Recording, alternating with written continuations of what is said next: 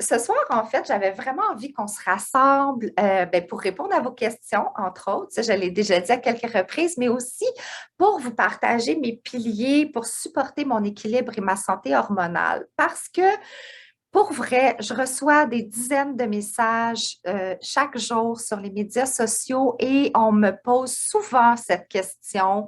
Bon, parfois, on me le demande de façon un petit peu plus spécifique quand on souffre, par exemple, d'infertilité, d'endométriose, de syndrome des ovaires polykystiques, d'aménorrhée, par exemple, de règles très, très douloureuses, très abondantes. Euh, donc, on va souvent me demander qu'est-ce que j'en pense et comment on peut redevenir souveraine de ses hormones.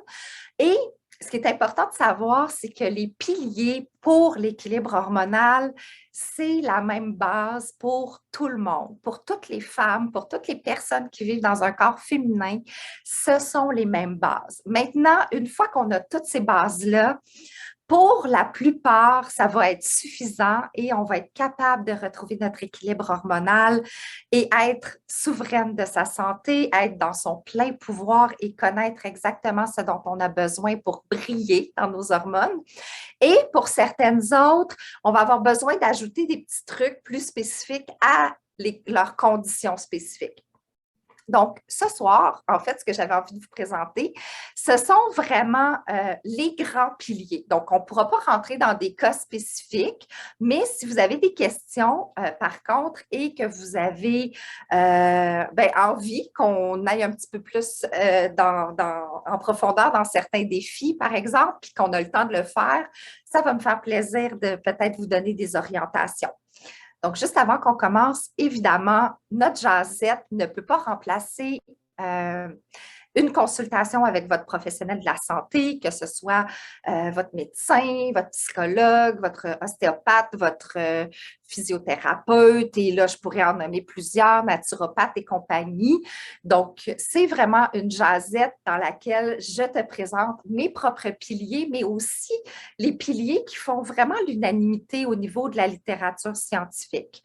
Par contre, si tu as besoin d'aide et de soutien plus spécifique, c'est super important que tu prennes du temps pour explorer ça avec un professionnel de la santé qui est près de chez toi. Donc, peut-être avant de commencer, et là, au fur et à mesure, si vous avez des questions, n'hésitez pas à les déposer dans le chat, puis on va essayer de prendre du temps pour y revenir. Sinon, vous pouvez la noter sur un petit bout de papier, puis je vais me faire un plaisir d'ouvrir vos micros par la suite. Donc, qu'est-ce qui peut contribuer au déséquilibre hormonaux? Hein? Puis pour vrai, j'en parlais avec une collègue cet après-midi, une collègue d'entrepreneuriat, ou en tout cas une collègue féminine, et elle me demandait, est-ce qu'il y a vraiment des femmes en 2022 qui ont comme un cycle super facile, fluide, qui va super bien? Et c'est sûr que c'est difficile pour moi de répondre parce que généralement, quand les femmes me consultent, c'est parce qu'elles ont des défis avec leurs hormones. Mais en même temps, ce que je sais, c'est que c'est possible de retrouver l'équilibre et c'est possible grâce aux différents piliers qu'on va voir ensemble et c'est possible grâce à de la persévérance, c'est possible grâce à de la discipline bienveillante et c'est possible aussi quand on choisit de se choisir et qu'on fait confiance à son corps parce que notre corps à nous, il est fait pour être en équilibre. Hein? Notre corps, dans sa vraie nature, il est fait pour être en équilibre. Il est parfaitement intelligent, il est capable de se rééquilibrer. Il y a vraiment plusieurs outils pour être souverain de sa santé, de son fonctionnement qui est sain. Donc, qu'est-ce qui contribue au déséquilibre hormonaux? Ce qu'on voit le plus souvent, ce qui est documenté, encore une fois, dans la littérature, mais ce que je vois aussi le plus souvent dans ma pratique à moi, c'est la prise de la pilule contraceptive à un jeune âge ou pendant plus que 2 ans. Donc, je vais passer quand même assez rapidement les sources de déséquilibre, mais je vais quand même prendre le temps de vous donner quelques petites explications, puis on pourra y revenir après si vous avez des questions. Donc, ce que je réalise, puis c'était comme ça dans ma génération aussi, c'est qu'il y a énormément de jeunes filles à l'âge de 12, 13, 14, 15 ans, quand elles commencent à avoir leur menstruation, quand elles entrent dans cette nature cyclique, qui ont un cycle chaotique. Et malheureusement, on ne nous dit pas que ça va prendre en moyenne de 3 à 5 ans à notre cycle hormonal pour trouver sa vitesse de croisière à l'adolescence. Donc, c'est possible effectivement qu'à l'adolescence, si on a un cycle qui est très irrégulier, si on a des règles qui sont abondantes, qui sont douloureuses, que notre cycle soit comme ça pendant plusieurs mois, sinon plusieurs années. Et une des erreurs qu'on va souvent faire, c'est de nous prescrire la pilule contraceptive sous prétexte qu'on va réguler notre cycle. Parce que, puis là, je parle de la pilule, mais j'ai absolument rien contre la pilule contraceptive.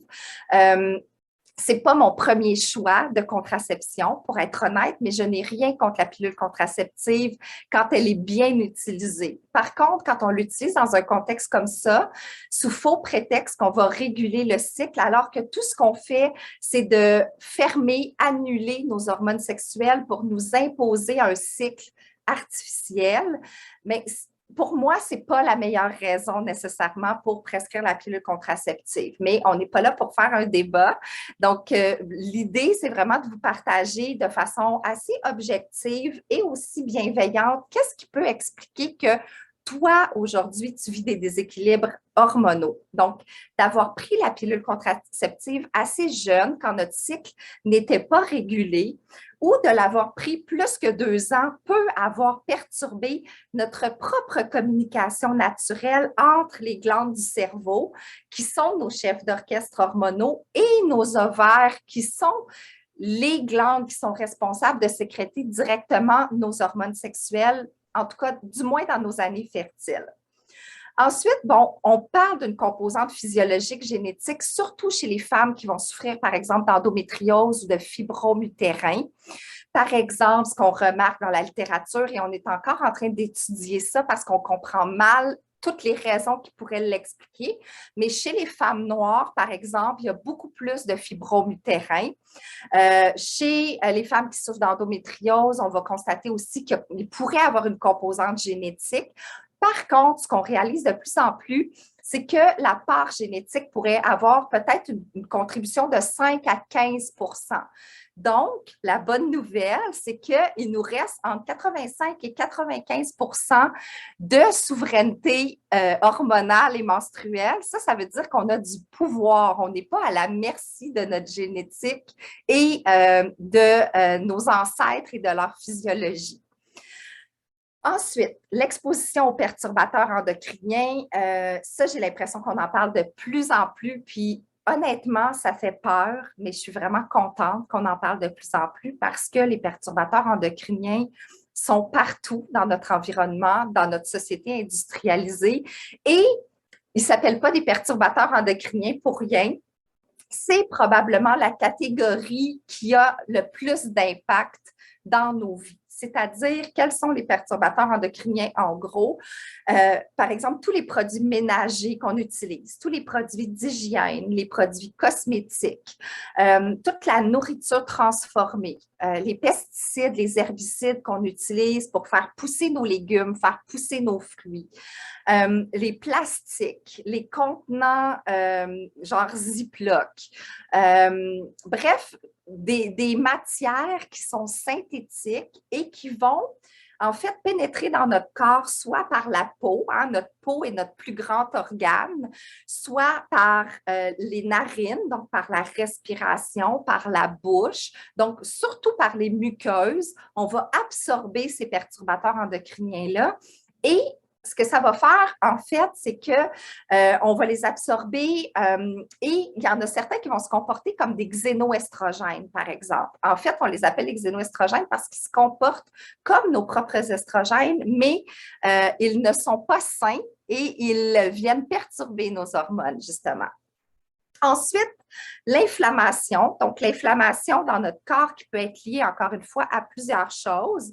Elle peut être liée à notre exposition aux perturbateurs endocriniens, elle peut être liée à la prise de la pilule contraceptive, elle peut être liée à notre alimentation qui n'est pas optimale, elle peut être liée à un manque d'exercice, à du stress chronique. Donc, elle peut être liée à plusieurs truc, mais elle est souvent à l'origine de nos déséquilibres hormonaux. Donc, il y a souvent une cascade qui va se faire et qui va faire en sorte que ça va nous mener à de l'inflammation. Donc, quand on travaille à retrouver notre équilibre hormonal, c'est important d'identifier s'il y a des sources d'inflammation dans notre corps. Si oui, quelles sont ces sources d'inflammation et d'adresser le plus possible les problèmes à la source, les défis à leur source, ce qui nous permet en fait de venir régler la source du problème et pas juste de mettre des plasters sur des bobos.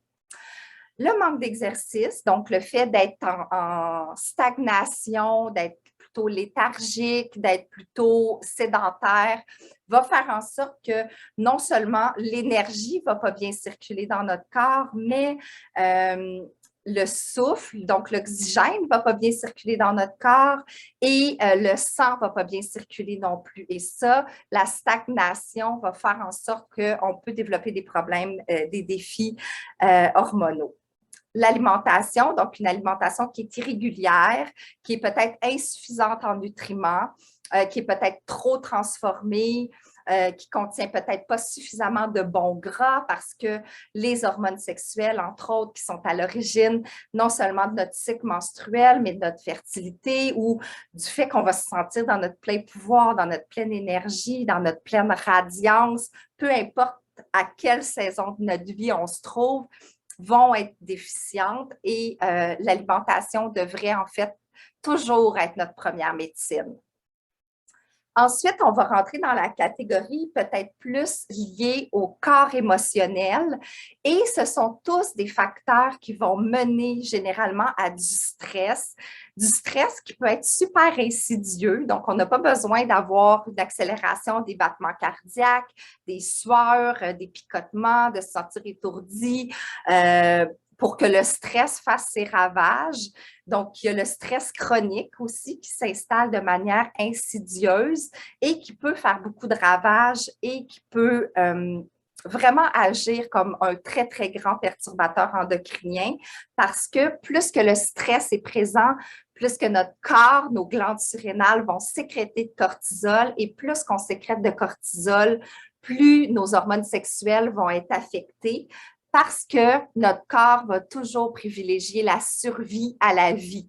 Donc, il va toujours vouloir préserver ses fonctions vitales à la procréation, à la reproduction. Et si on se souvient bien, même si de nos jours, puis probablement des jours de nos ancêtres, le cycle menstruel et notre vie sexuelle ne sert pas juste à la reproduction, c'est quand même à la base sa fonction première. Donc, notre cycle menstruel, nos hormones sexuelles existent à la base pour la survie de l'espèce. Donc, on va toujours privilégier, puis quand je dis on, c'est pas nous autres, là, c'est le corps, on va toujours privilégier la survie à la vie, à la reproduction.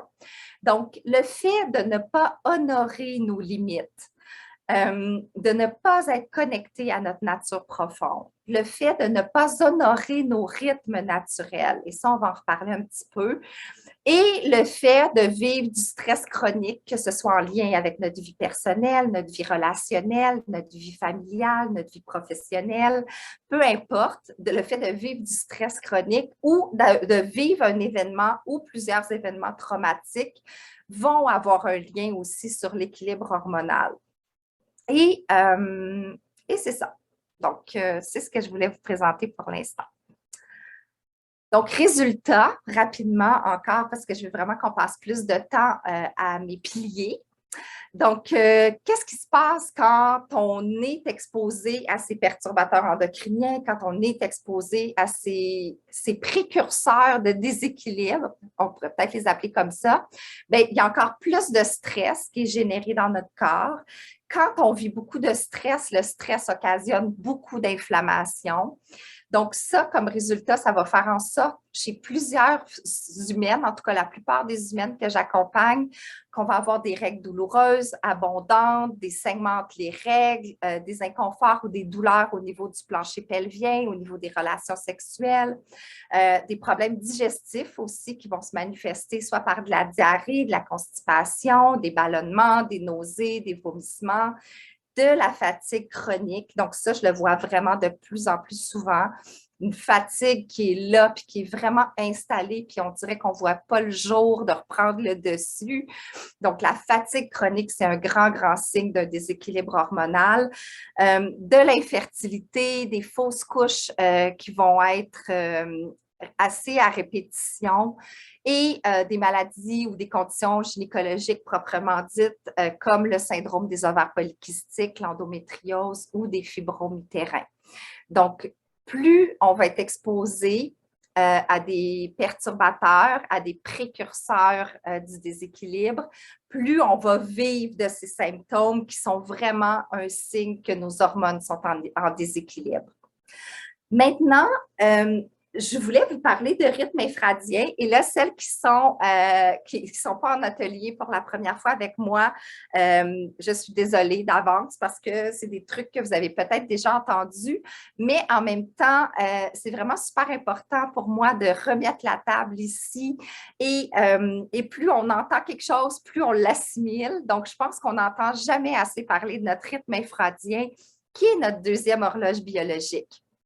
Donc, tout à l'heure, dans les précurseurs, dans les indicateurs de déséquilibre, je vous parlais entre autres de rythme infradien et de rythme circadien. En fait, pas pour m'étendre trop longtemps là-dessus, mais quand même pour vous mettre en contexte, pour celles qui sont peut-être moins familières avec les concepts. Notre rythme circadien, c'est le rythme qui est à la base de tous les êtres vivants. Donc, le rythme circadien, c'est notre rythme de sommeil et veille. Donc, le fait que le jour, généralement, on va être réveillé grâce au cortisol. Le cortisol qui est une hormone du stress, mais qui est aussi notre hormone de l'éveil. Et grâce à la mélatonine, qui est notre hormone du sommeil. D'ailleurs, c'est pas rare que quand on a des défis avec notre sommeil, on va se faire suggérer de prendre de la mélatonine, qui est une hormone, généralement, celle qu'on va trouver en magasin, en pharmacie, va être synthétique, mais elle va parfaitement imiter notre mélatonine à nous et va nous aider à optimiser notre cycle de sommeil. Donc, ça, c'est notre premier cycle hormonal, notre premier rythme naturel, le rythme circadien, qui est sur un rythme de 24 heures. Et le rythme hormonal des hommes, il est aussi sur 24 heures. Donc, pour les hommes ou pour les femmes ménopausées qui vont généralement revenir un peu plus sur un rythme de 24 heures, on va suivre généralement le rythme du sommeil-veille, le rythme circadien. Donc, chaque jour, notre énergie, elle est pas mal renouvelée de la même façon. Elle va suivre une courbe. Bon, généralement, le matin, on a un peu plus d'énergie. L'après-midi, on a un petit down. Le soir, on a un petit pic d'énergie. Puis après ça, on a un petit down. Puis après ça, on se couche. Donc, ça, c'est pas mal le cycle masculin, le cycle sur 24 heures.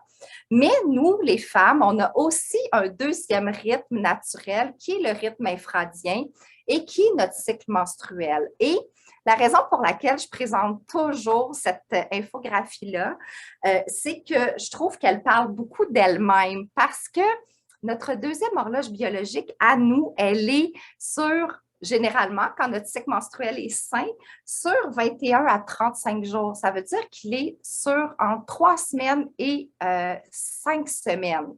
Alors que chaque jour, comme le cycle masculin, on s'attend à ce qu'on soit un peu des flatlines. Donc, qu'on soit toujours de bonne humeur égale, qu'on ait toujours de l'énergie égale, qu'on soit toujours en forme égale, qu'on soit toujours productive égale, performante égale, alors que nous, nos hormones, elles fluctuent un peu comme des montagnes russes pendant tout le mois et que ces fluctuations hormonales-là vont vraiment faire en sorte que mon énergie va fluctuer, qu'à certains moments, par exemple, pendant ma phase folliculaire, ma phase ovulatoire, donc on appelle souvent le printemps et l'été intérieur, bien là, je vais être vraiment super en forme, ou en tout cas plus en forme. Et qu'en phase prémenstruelle, menstruelle, quand mes hormones jouent un peu au yo-yo, puis que finalement, elles finissent à plat, pendant la phase menstruelle, là, mon énergie va être beaucoup plus vers l'intérieur, va être beaucoup plus de cocooning. Bien, c'est normal que notre productivité et notre énergie et notre humeur ne soient pas toujours égales. Donc, ça ne veut pas dire que c'est normal de se désorganiser, de faire des crises de panique, d'être épuisé, de faire des migraines hormonales, de vouloir divorcer de son chat, son chien, ses enfants, son mari, 2 semaines par mois. Mais ça explique quand même pourquoi il y a des petits mouvements dans notre cycle. Et ça explique aussi pourquoi, si on n'honore pas nos limites, si on n'honore pas cette énergie qui est plus portée vers l'intérieur, si on n'honore pas notre besoin de prendre un peu plus soin de soi, bien, ça va venir exacerber les déséquilibres hormonaux, et plus les déséquilibres hormonaux vont être exacerbés, plus on va vivre des symptômes. Donc, c'était vraiment pour vous illustrer, pour celles qui sont là pour la première fois, un peu le contexte du déséquilibre hormonal. Donc, maintenant, je vais vous présenter les perspectives en médecine intégrative fonctionnelle, la perspective en Ayurveda et la perspective en yoga-thérapie.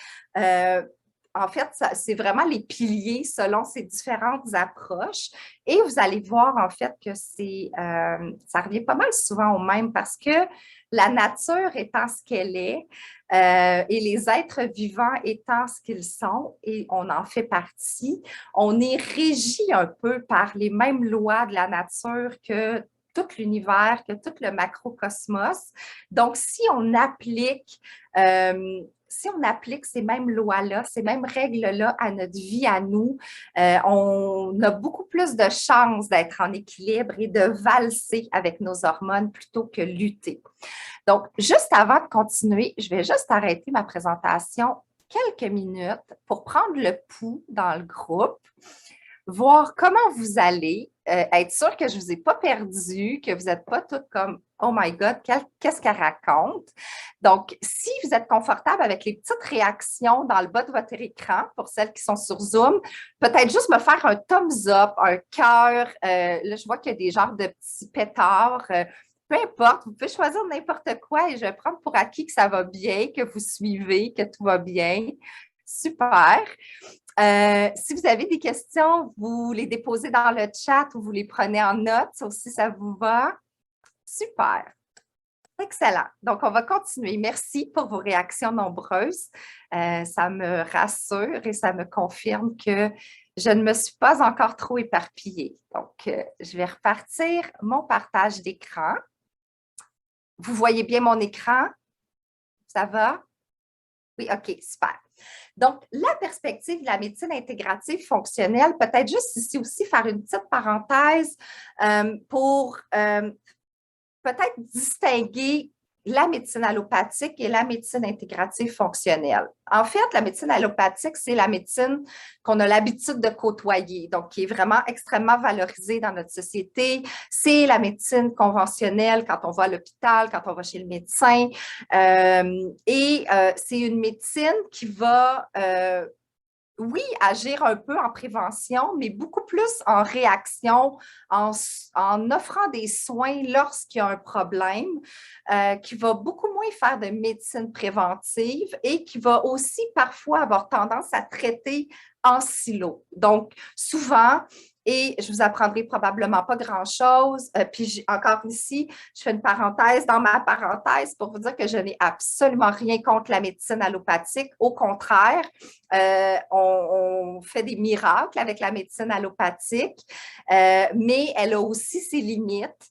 Et particulièrement en santé de la femme, ce n'est pas toujours l'approche qui est optimale parce que justement, elle va souvent venir mettre un bandage sur un bobo plutôt que de venir adresser la source du déséquilibre. Donc, souvent, on va nous prescrire la pilule contraceptive, par exemple, quand on a un cycle qui est irrégulier ou qui est absent ou qui est complètement perturbé ou qu'on a plein de symptômes désagréables et qui nous amènent même dans des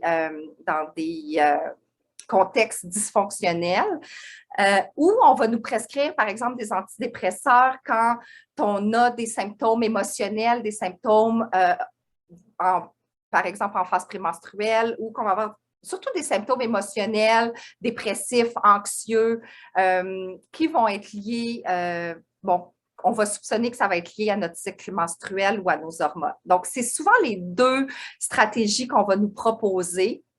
Par contre, la médecine intégrative fonctionnelle, elle, ce qu'elle vient faire, c'est qu'elle vient vraiment travailler à la source. Donc, tout d'abord, en prenant en considération que notre corps est un tout, hein, on n'est pas des petits silos. Notre corps, notre esprit, notre santé mentale, notre santé émotionnelle, notre santé physique, tout ça va ensemble et tout ça est interrelié.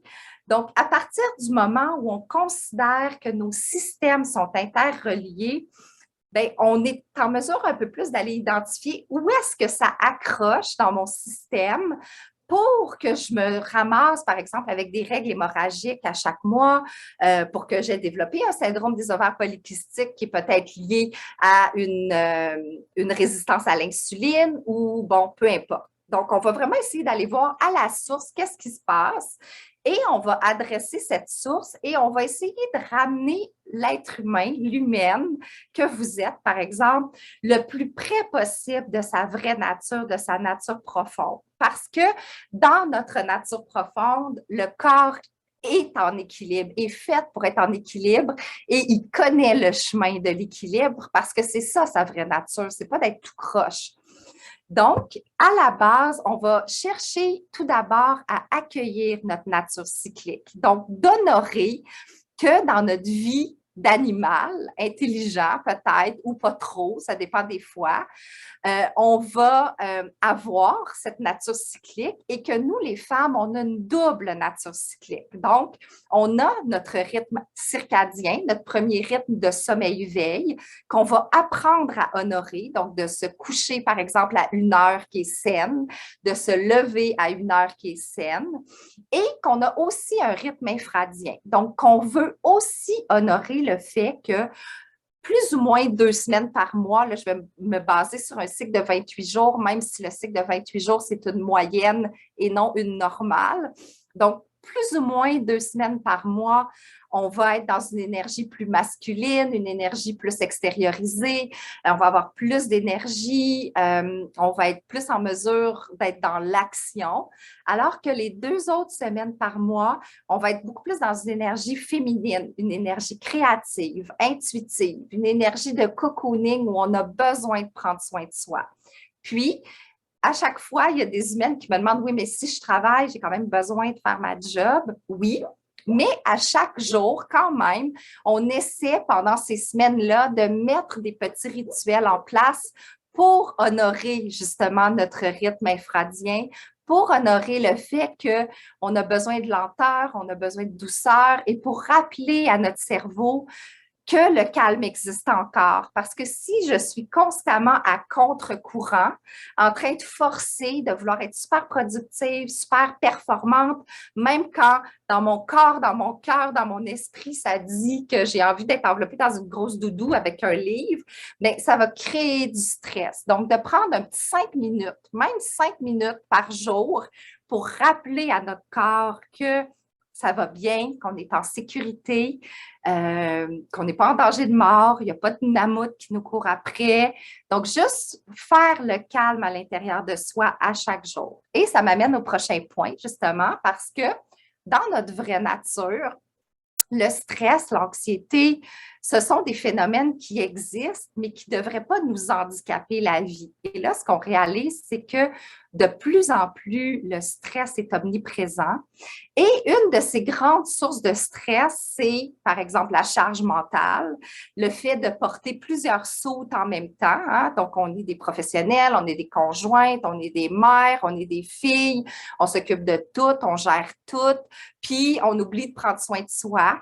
Et ça génère beaucoup de stress, beaucoup d'anxiété et plus on génère de stress, comme je le disais plus tôt, plus on sécrète de cortisol et plus que nos hormones sexuelles vont être perturbées parce que si je vis trop de stress et que mon cerveau primitif enregistre que je suis peut-être en danger de mort ou que je suis en survie, en mécanisme de survie, bien, il ne va pas mettre tout en place pour que je puisse me reproduire. Il ne va pas mettre tout en place pour que mon cycle menstruel se porte bien parce que, justement, il va être en mode survie et ça va être ça, sa priorité. Il va avoir besoin de toutes ses énergies, de toutes ses ressources pour survivre.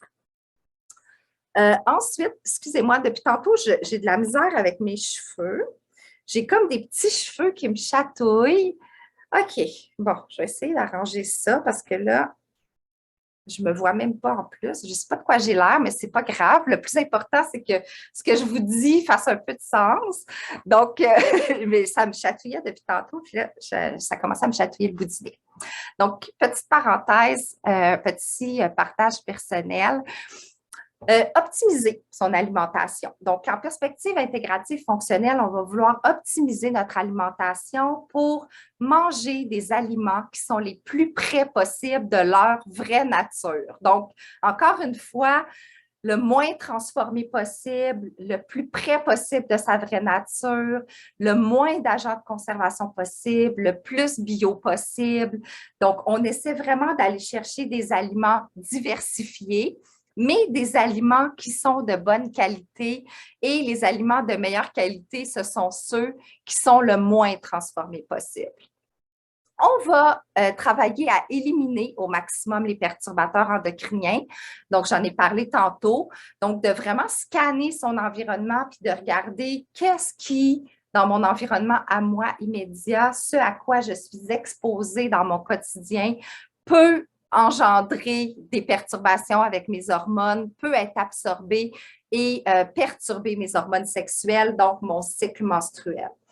Et bon, bouger, j'aurais dû mettre bouger avant, en fait, parce que généralement, en fait, c'est pas vrai, pas généralement, mais la plupart du temps et dans plusieurs cas, quand on met en place tout ce que je viens d'énumérer, plus le mouvement, hein, parce que la vie, dans sa nature, a horreur de la stagnation, on va souvent être capable de retrouver l'équilibre sans même avoir besoin de se supporter avec des plantes médicinales et ou des suppléments. C'est sûr que les plantes et les suppléments vont pouvoir être des accélérateurs dans certains cas. Donc, certains suppléments, certaines plantes médicinales vont nous aider, par exemple, à éliminer au maximum des perturbateurs endocriniens de notre foie, vont nous aider à réparer notre microbiome intestinal qui a peut-être mangé un peu trop de junk food pendant mes années à l'université. Il va m'aider à faire du ménage. Il y a des plantes qui vont vraiment me supporter peut-être au niveau du stress, donc des belles plantes, par exemple des plantes adaptogènes, qui vont venir nourrir mes surrénales, qui vont m'aider à être moins stressée, moins anxieuse. Mais généralement, on va être capable de fonctionner, d'atteindre des beaux résultats, en tout cas, en se reconnectant le plus possible à sa nature profonde. Donc, quelques stratégies ici pour supporter notre système nerveux parasympathique parce que on l'a dit à quelques reprises, le stress est partout. Le stress est un de nos plus grands perturbateurs endocriniens. Donc, vraiment de pratiquer la pleine conscience chaque jour. Donc, à chaque jour, dans notre quotidien, de peut-être essayer de choisir une activité qu'on va faire en pleine conscience. Donc, pleine conscience, ça ne veut pas dire de s'installer sur notre tapis en tailleur puis de méditer pendant 1 heure, les yeux fermés en faisant rien. Ça peut être de prendre notre douche en pleine conscience, donc de juste connecter avec l'eau chaude sur notre corps, la senteur du savon, par exemple. Vraiment connecter avec ce qu'on est en train de faire dans le moment présent. Parce que la pleine conscience, au bout du compte, c'est ça. C'est de faire des choses en étant présente. Ensuite, il y a une belle approche aussi, la cohérence cardiaque, qui consiste à respirer 3 fois par jour pendant 5 minutes avec une technique particulière qui est super simple, qui demande beaucoup de discipline, mais pour vrai, ça peut nous obliger à prendre 3 pauses de 5 minutes dans notre journée et La littérature scientifique est vraiment unanime. Cette approche-là a énormément de bienfaits, autant sur le corps physique que sur le corps mental, sur le corps émotionnel et sur nos hormones. Donc, de respirer profondément aussi. Parce que dans notre société stressée, anxieuse, quand on se sent anxieuse et stressée, notre respiration peut souvent rester dans le haut du corps. Donc, on va respirer dans notre gorge, dans notre cage thoracique. On va avoir des points de poignée un peu partout. Donc, ça fait en sorte que l'énergie ne circule pas bien, l'oxygène ne circule pas bien et le sang ne circule pas bien non plus. Donc, on va essayer de respirer profondément et de faire circuler l'énergie, le souffle et compagnie. Ensuite, on va vouloir protéger son sommeil, hein, essayer peut-être de fermer les écrans bleus un petit peu avant de se coucher, tamiser les lumières, se faire un petit rituel dodo pour être certaine que notre cerveau enregistre que ça va bien, qu'on se prépare pour le sommeil, qu'on décante tranquillement. Ensuite, on veut soigner son microbiome intestinal. Donc, le microbiome intestinal, c'est celui qui est responsable d'éliminer les toxines. Donc, le foie escorte les toxines vers l'intestin, mais c'est l'intestin qui va décider qui on n'élimine pas. Donc, plus on a une belle flore intestinale, un bon microbiome intestinal varié, plus on va réussir à éliminer, par exemple, les hormones usées, les perturbateurs endocriniens. Donc, on veut soigner notre microbiome. Et il y a certains suppléments, certaines plantes, certaines huiles essentielles qui peuvent aussi nous supporter et nous aider à calmer notre système nerveux qui est peut-être hyper activé par notre vie tourbillon de tous les jours. Maintenant, la perspective ayurvédique. Donc, en Ayurveda, qui est une médecine millénaire indienne, pour celles qui sont un petit peu moins familières, on va utiliser d'autres approches qui sont des approches un peu plus holistiques, je dirais, même si ce sont des approches millénaires, mais qui reviennent quand même à honorer nos énergies, à honorer notre corps, à faire circuler l'énergie, à prendre soin de notre corps qui est notre temple finalement. Donc, on va travailler avec l'alimentation et on va travailler beaucoup à supporter la digestion et l'élimination. Donc, on va travailler beaucoup avec le feu digestif, par exemple, qu'on appelle Agni, qui est notre feu intérieur, qui peut être trop flamboyant, donc qui va créer de l'inflammation, ou il y en a qui ont peut-être le feu un peu trop éteint, donc elles vont avoir plus de problèmes de digestion. Et on va travailler ce feu-là autant dans le corps physique que dans le corps émotionnel. Donc, notre feu digestif, notre Agni, nous aide à digérer les aliments, mais aussi à digérer les émotions, à digérer les expériences que l'on vit.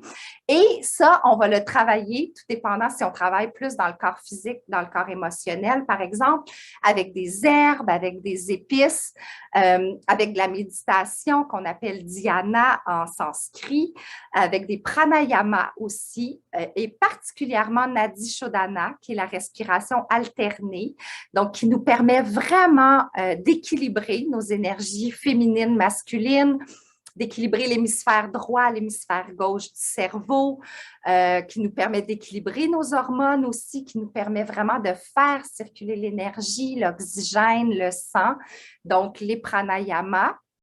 Et avec une autre belle approche que j'aime d'amour, qui est le massage Abhyanga. Donc, un automassage ou un massage qu'on peut se faire donner par un massothérapeute, une massothérapeute qui est formée pour ce type de massage. Et c'est un automassage à l'huile tiède. Donc, généralement, on va choisir une huile qui va être extra vierge. Donc, on ne choisit pas des huiles grillées, idéalement. Et on va s'automasser avec cette huile-là. On va la laisser pénétrer dans le corps, dans les couches de la peau, dans les os. Et ça va être extrêmement nourrissant pour notre corps, mais aussi pour notre système nerveux. Et le fait de se toucher et de se faire toucher, c'est aussi super bon pour sécréter de l'ocytocine, qui est une hormone du bonheur, qui est une hormone de l'amour, qui est une hormone de l'attachement. Et enfin, et là, je suis là parce que je veux vraiment honorer votre temps. Donc, la perspective en yoga thérapie et la yoga thérapeute hormonale que je suis ne pourrait pas vous parler de ses piliers préférés sans vous parler de yoga thérapie. Euh, et c'est important aussi que je mentionne que la yoga thérapie, il y en a plusieurs avec qui ça ne résonne pas et c'est absolument parfait. Et peut-être aussi de vous rappeler qu'en Inde, il y a plein de yogis et de yoginis qui n'ont jamais pratiqué de posture de yoga. Donc, les asanas, les postures de yoga, c'est une façon de pratiquer le yoga, mais à la base, le yoga, ce que ça signifie, c'est vraiment l'union de l'esprit avec le corps, l'union de qui l'on est comme humain avec l'environnement. Donc, le fait qu'on fait partie intégrante de cet environnement, ça, c'est le mode de vie yoga. Donc, en yoga, oui, en Occident, on travaille beaucoup plus avec les postures, mais on peut travailler en yoga thérapie, par exemple, uniquement avec la respiration, encore une fois avec de la méditation, avec un automassage hormonal, par exemple, qui va prendre 5 minutes à faire par jour. Donc, il y a vraiment différentes façons de travailler en yoga thérapie sans se taper des postures de yoga pendant 1 heure par jour à vie, là, vraiment pas.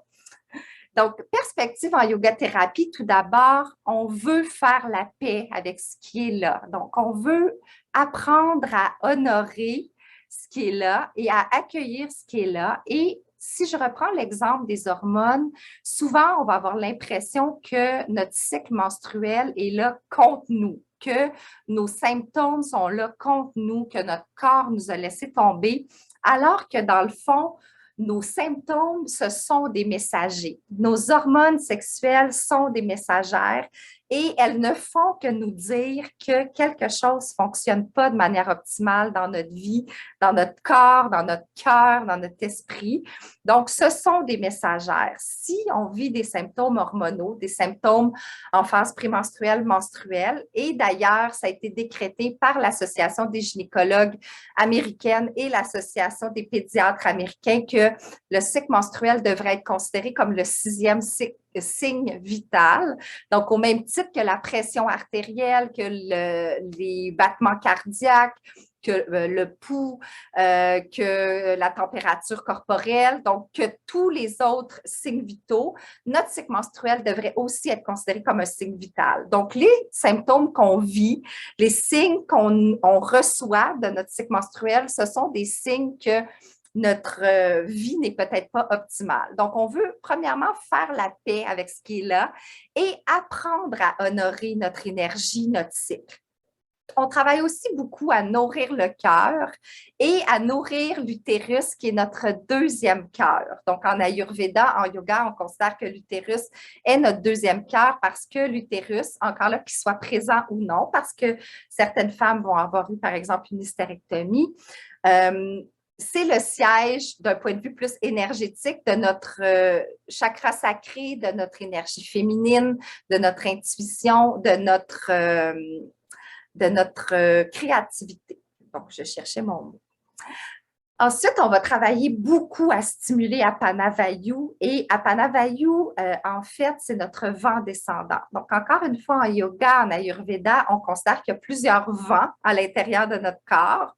Donc, il y a des vents en spirale qui nous aident à digérer. Il y a des vents qui montent, qui nous aident à mémoriser, nous concentrer. Il y a des vents qui descendent, il y en a qui sortent. Bref, il y a 5 vents différents à l'intérieur de notre corps. Et Apana Vayu, c'est notre vent descendant. Et pourquoi on veut stimuler Apana Vayu? Parce qu'on vit beaucoup dans notre mental. Hein? On travaille beaucoup avec notre tête, on réfléchit beaucoup, nos charges mentales sont élevées, on vit beaucoup de stress, beaucoup d'anxiété. Donc, l'énergie, elle est beaucoup dans le haut du corps et ça fait en sorte qu'on ne nourrit pas bien, autant en énergie, en sang qu'en oxygène, le bas de notre corps. Et plus on va pouvoir nourrir le bas de notre corps, notre bassin, plus on va nourrir nos organes, plus on va nourrir nos glandes, plus on va nourrir nos ovaires, plus notre cycle menstruel va être sain parce que nos hormones sexuelles vont être bien nourries. Et là, je parle du cycle menstruel, mais ce serait la même chose pour une femme, par exemple, en périménopause, qui a besoin de continuer à faire rouler sa machine, sa petite machine, ses ovaires, mais qui a aussi besoin de beaucoup, beaucoup prendre soin de ses glandes surrénales parce que quand nos ovaires ferment boutique, donc à la ménopause, ce sont nos glandes surrénales qui prennent la relève.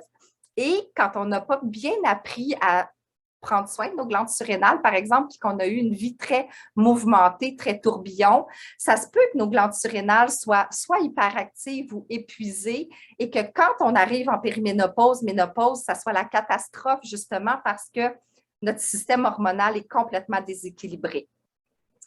Ensuite, ben, ça revient pas mal au même. On respire, on veut faire circuler l'énergie, on veut faire le calme à l'intérieur de soi, ce qui équivaut dans le fond à, à gérer son stress, gérer son anxiété. On veut aussi habiter son corps, se ramener dans son corps parce que, encore là, on vit beaucoup dans nos extrémités. Hein? Comme on est souvent dans des modes de survie, même si c'est parce qu'on travaille beaucoup, parce qu'on a beaucoup de choses à faire, on vit dans nos extrémités parce que ce sont nos membres qui ont besoin, par exemple, de courir pour se sauver du danger ou qui ont besoin de se battre pour combattre le danger. Et on vit beaucoup dans notre tête. Donc, revenir dans notre corps, habiter notre corps, faire bouger notre corps, vraiment reconnecter avec le corps physique dans lequel on vit et décrocher un petit peu du corps mental. Donc, on travaille, encore une fois, à libérer le soi plutôt qu'à travailler sur soi. Hein. Quand on travaille sur soi, on travaille plus avec le mental.